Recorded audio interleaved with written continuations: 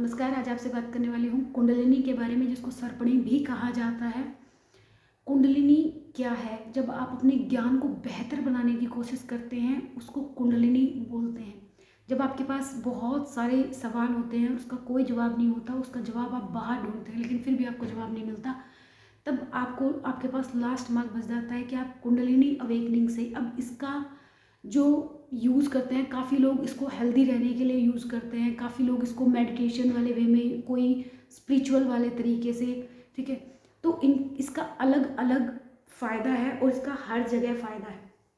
अगर मान लीजिए आप तपस्या या इस आपकी इंटेंशन ये है कि आप जो है स्पिरिचुअलिटी में बहुत आगे जाना चाहते हैं, तो उसमें कुंडलिनी आ जाती है। मान लीजिए आपको हेल्दी रहना है, तो उसमें भी कुंडलिनी आ जाती है। कुंडलिनी को एक्टिवेट करने के लिए 7 चक्रास होते हैं हमारे। वैसे तो 7 से ज़्यादा होते हैं, लेकिन जिनका उल्लेख किया गया, जिनका वर्णन किया गया है, 7 चक्रों का वर्णन किया गया है। उसमें जो सबसे बेसिक, जो पहला चक्रास जो आता है, वो रूट चक्र आता है, ठीक है। उसको मूलाधार भी बोलते हैं हिंदी में। तो रूट चक्र से क्राउन चक्र तक 7 चक्रास होते हैं। रूट चक्र, उसके बाद जो है सेक्रल चक्र आता है, उसके बाद जो है सोलर प्लेक्सिस चक्र आता है, उसके बाद हार्ट चक्र आता है, उसके बाद थ्रोट चक्र आता है, उसके बाद थर्ड आई चक्र आता है, उसके बाद सोलर प्लेक्सिस चक्र आता है, उसके बाद क्राउन चक्र आता है।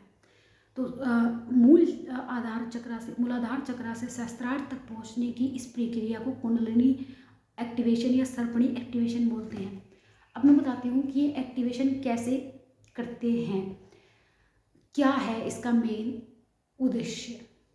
जब आपके पास, मैंने ये तो आपको ऑलरेडी बता दिया कि आप जो 2 आंखों से नहीं देख पाते, उन चीज़ों का आभास करने के लिए और उन सवालों का जवाब पाने के लिए जो कुंडलिनी अवेकनिंग है, पुराने समय में साधु महात्मा करते थे अपनी स्पिरिचुअलिटी के लेवल को आगे ले जाने के लिए। और कहा जाता है कि कुंडलिनी अवेकनिंग में जब आप सहस्त्रार्थ तक पहुंच जाते हैं, क्राउन चक्र पर जब आप जो है अपनी कुंडलिनी शक्ति को ले जाते हैं सहस्त्रार्थ तक, तब आपका जो है आपको एनलाइटमेंट मिल जाती है। सहस्त्रार्थ का मतलब होता है हजार पंखुड़ियों वाला कमल। कहते हैं कि सहस्त्रार्थ से अमृत वर्षा होती है। अमृत वर्षा किस चीज़ की? ज्ञान की। वहाँ पे आपको अल्टीमेट ज्ञान, अल्टीमेट एनलाइटमेंट मिल जाता है, ऐसा बोला जाता है। अब मैं आपको बताती हूँ कुंडलिनी शक्ति कितनी पावरफुल होती है। बहुत ही साधारण शब्दों में बताऊँगी, साधारण से शब्दों में बताऊँगी और बहुत ही साधारण सी बात बताती हूँ, लेकिन आपको उसकी पावर का अंदाज़ा इसी से मिल जाएगा। जो लोग कुंडलिनी एक्टिवेट नहीं करते हैं, उनका जो है पूरा का पूरा कुंडलिनी पावर जो होती है वो बैठी होती है मूलाधार में, रूट चक्र में। और जो आपका बेबी होता है, ठीक है, वो उस कुंडलिनी शक्ति की वजह से, ये किताबों में बाकायदा लिखा हुआ है, आप पढ़ सकते हैं, ठीक है। जो ऋषि मुनियों ने अपने एक्सपीरियंस से या अपने ज्ञान से लिखा हुआ कि जो कुंडलिनी की जो शक्ति होती है वो रूट चक्र में होती है। और रूट चक्र क्या होता है? आपका बेस, जहाँ से आप बैठते हैं उसको रूट चक्र बोलते हैं, मूलाधार चक्र, ठीक है। तो उस पोर्शन को रूट चक्र बोलते हैं। और बोलते हैं कि मूलाधार चक्र में जो आप एक्टिवेशन नहीं करते ना जब कुंडलिनी का, तो पूरी कुंडलिनी वहाँ पे रहती है, पूरी शक्ति मूलाधार में, उसको ऊपर उठाया जाता है क्या, ताकि आप इन सब चीज़ों से ऊपर उठ के सहस्त्रार्थ तक जा सके, यानी कि आप अपने क्राउन चक्र पर उस एनर्जी को ले जाए, क्योंकि सब कुछ आपके अंदर ही है, सारा ज्ञान आपके अंदर ही, बाहर ढूंढने की आवश्यकता नहीं है आपको, ऐसा कहा गया है, ठीक है। आपको वहाँ पे एनलाइटमेंट, जब आप अपनी शक्तियों को उठाकर मूला सहस्त्रार्थ तक ले जाते हैं, तो क्राउन चक्र तक ले जाते हैं, तो आपको अल्टीमेट एनलाइटमेंट की प्राप्ति हो जाती है।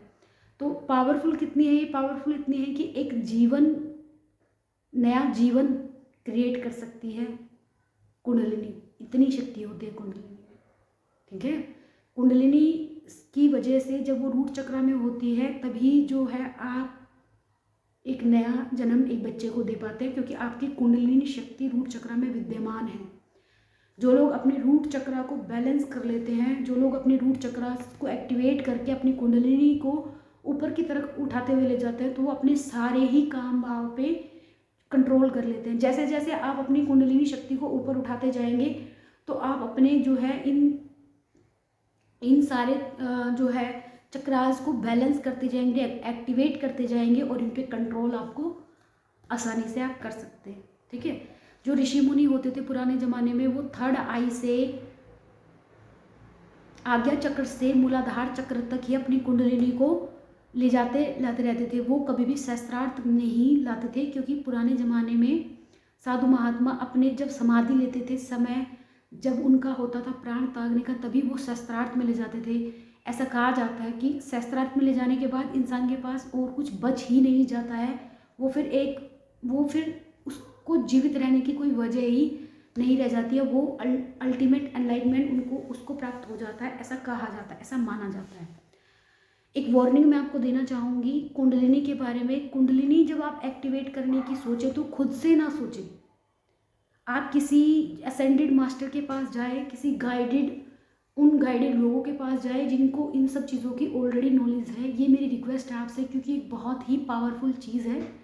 हाँ, आप बिना कुंडलिनी एक्टिवेशन की इच्छा रखे हुए मेडिटेशन जरूर खुद से कर सकते हैं, उसमें कोई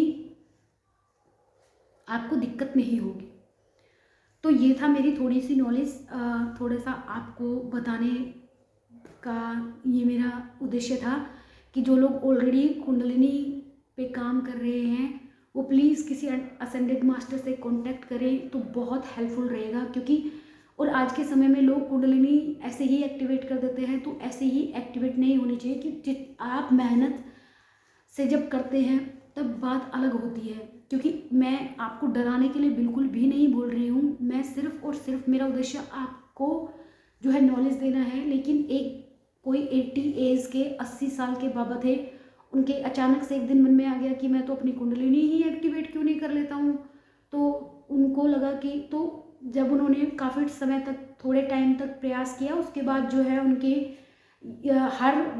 शरीर की हर नस से जो है ब्लड बहने लगा। कभी वो इस दीवार पे जा रहा, आप बाकायदा इसके बारे में जो है इंटरव्यू है वो बात बताई गई है। तो ये जो कुंडलिनी एक्टिवेशन है ये बहुत फ़ायदेमंद रहती है, लेकिन अगर आप ये गलत दिशा में चली जाए तो बहुत नुकसान देती है।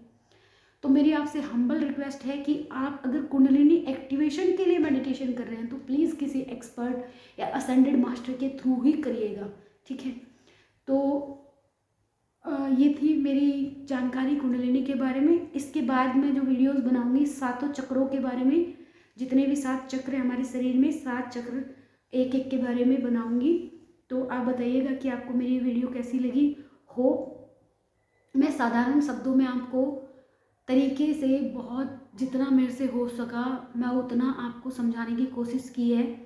ठीक है, वीडियोस बनाने का मकसद ही इसलिए है कि हैवी शब्द बोल के अगर आप तो बहुत सारे लोग समझ नहीं पाते हैं। तो मैंने उन हैवी शब्दों को बिल्कुल आसान शब्दों में लाया है। साथ ही साथ ये मेरा मेडिटेशन वगैरह करती हूँ तो मुझे कुछ इन चीज़ों की थोड़ी नॉलेज भी है, तो इसीलिए आपके लिए हेल्पफुल रहे, इसीलिए मैंने ये वीडियो बनाई है।